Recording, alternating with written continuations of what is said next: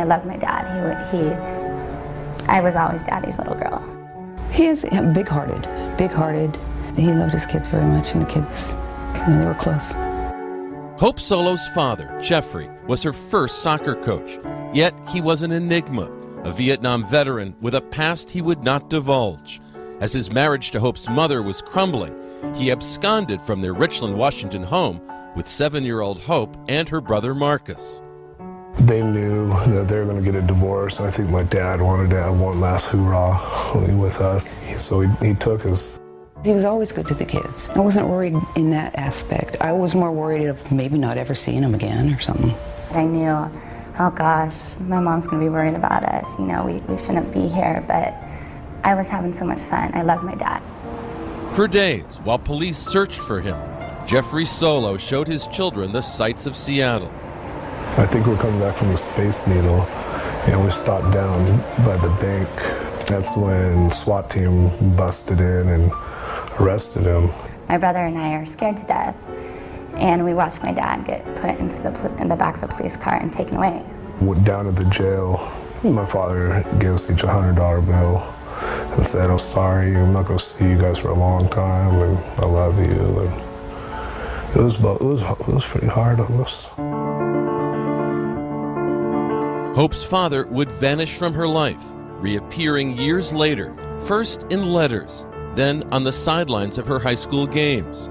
He was homeless, living in a tent in the wilderness, and Hope was playing for the University of Washington when they finally reconnected as father and daughter.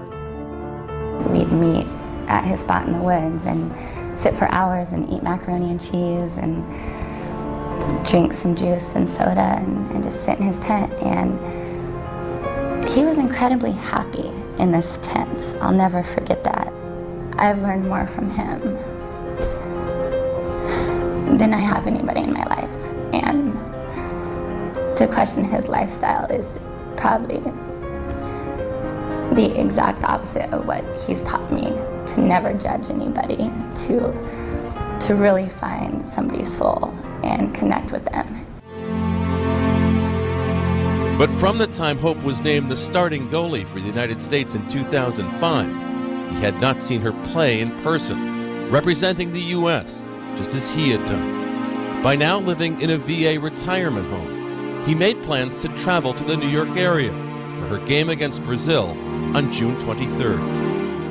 My dad was going to show us where he grew up in the Bronx. And I really, really believe that this is a trip that would open up a lot of doors about my dad's history, about his past. And I think that's what my dad wanted. I think he finally wanted to give that to his kids. That's all I could talk about was this trip to New York and to see his old stomping grounds and to see his daughter play soccer, and it just meant the world to him. But just 8 days before the game, Jeffrey Solo died of a heart attack at the age of 69.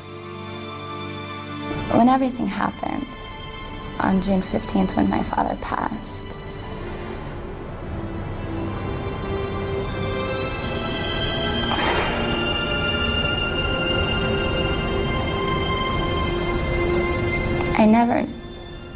I didn't know how I was going to deal with it. I didn't know if I could deal with it. Jeffrey Solo may have taken his secrets to the grave, but his daughter's love would never die. Along with her brother, Hope decided to honor her father by spreading his ashes in Central Park and outside Yankee Stadium, and keeping his memory close to her always.